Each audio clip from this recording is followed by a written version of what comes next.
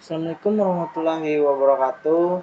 Perkenalkan, nama saya Heru Roji, kelas 6C reguler pagi Banjarmasin, NPM 17630293. Saya akan mempresentasikan tentang manajemen proyek perangkat lunak. Kita mulai dari pengenalan manajemen proyek perangkat lunak. Manajemen proyek perangkat lunak adalah perancangan, monitoring, dan kontrol proyek perangkat lunak, dan mengidentifikasi proyek dan mencapai tujuan stakeholder adalah proyek yang sukses. Menurut Longman Concise English Dictionary tahun 1982, proyek itu adalah perencanaan yang spesifik atau pekerjaan terencana atau pekerjaan yang besar. Karakteristik proyek. Ada tugas non-rutin, ada perlu perencanaan, dan tujuan spesifik yang akan dicapai atau produk spesifik yang akan dibuat. Proyek juga harus ditentukan jangka waktu, dan pekerjaan dikerjakan untuk seseorang, bukan untuk diri kita. Ada pekerjaan melibatkan beberapa spesialis. Sumber daya proyek yang tersedia dibatasi. Proyek itu pekerjaan besar atau kompleks. Proyek pangkat lunak dibanding tipe proyek lain. Banyak teknik manajemen proyek umum yang dapat diaplikasikan dengan MPPL, tapi menurut Fred Brooks memberi catatan bahwa produk proyek perangkat lunak mempunyai karakteristik tertentu. Satu, cara untuk melihat MPPL adalah sebagai proses membuat visible dari invisible.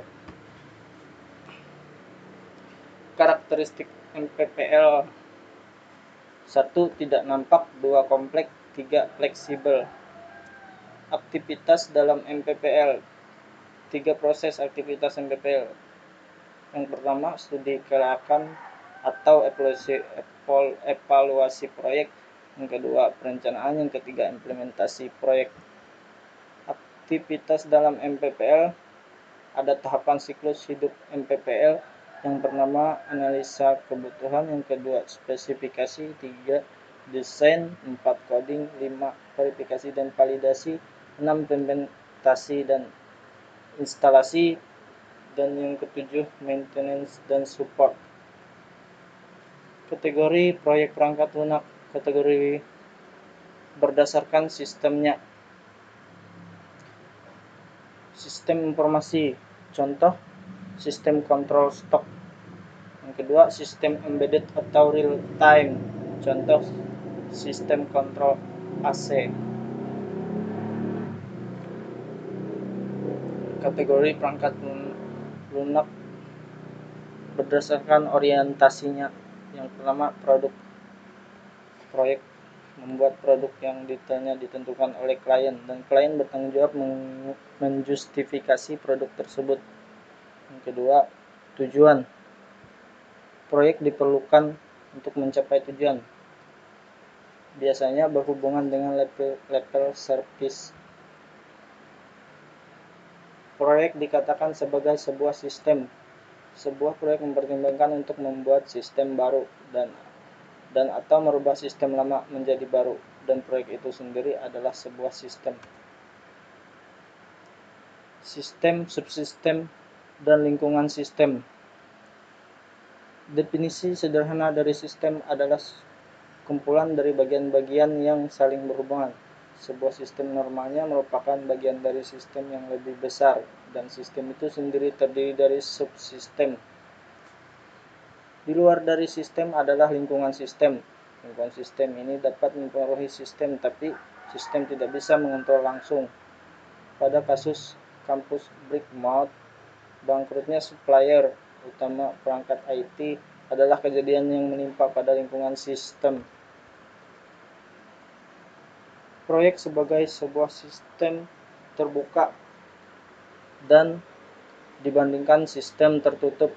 Sistem terbuka yaitu berinteraksi dengan lingkungan.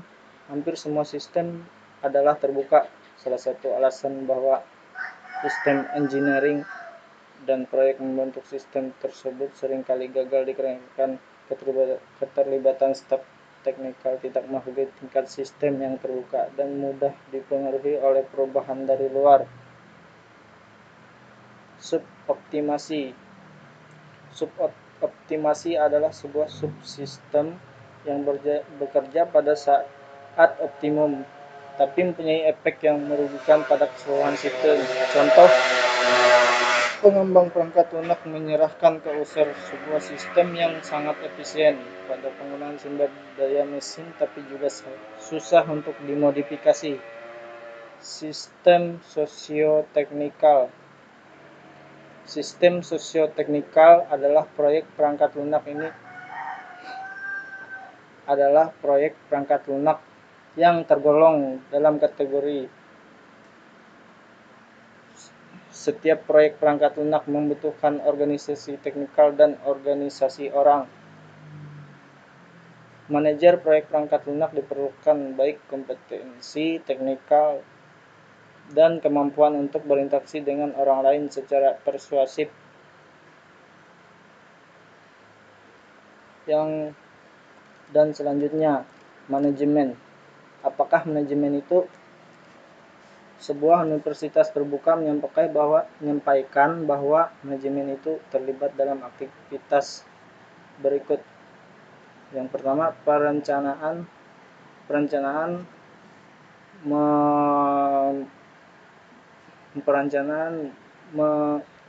meliputi memutuskan apa yang harus dilakukan.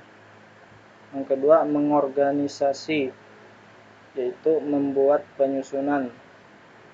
Yang ketiga, pengaturan orang, yaitu memilih orang yang tepat untuk sebuah pekerjaan. Yang keempat, mengarahkan, yaitu memberikan instruksi. Yang kelima, monitor, yaitu melakukan pengecekan progres. Yang keenam, kontrol, yaitu mengambil action untuk perbaikan. Yang ketujuh, inovasi, yaitu memberikan solusi baru. Dan yang terakhir, mewakili, yaitu berhubungan dengan user.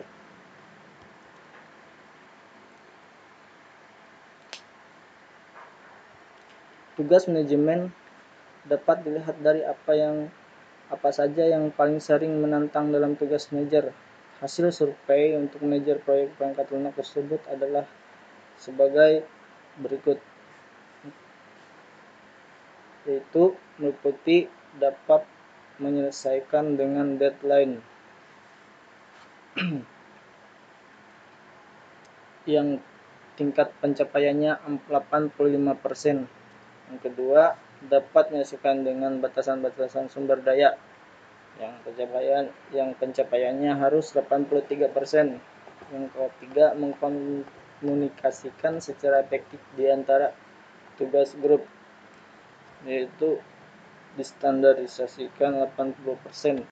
Meningkatkan komitmen dari anggota tim, yaitu harus 74%.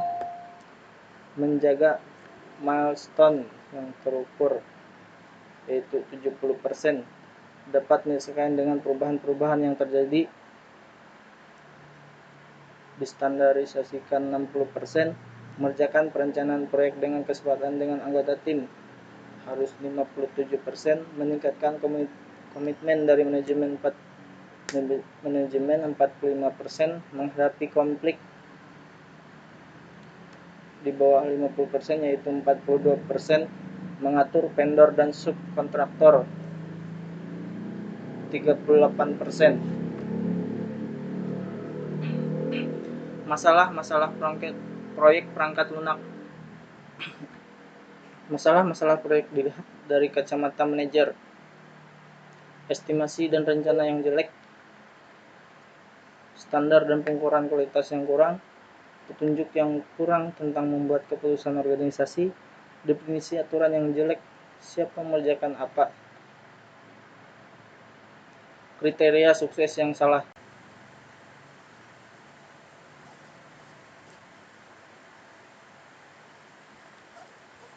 Di bidang industri ada masalah-masalah yang diidentifikasi oleh mahasiswa sistem komputer dan informasi yang telah menyelesaikan penempatan industri.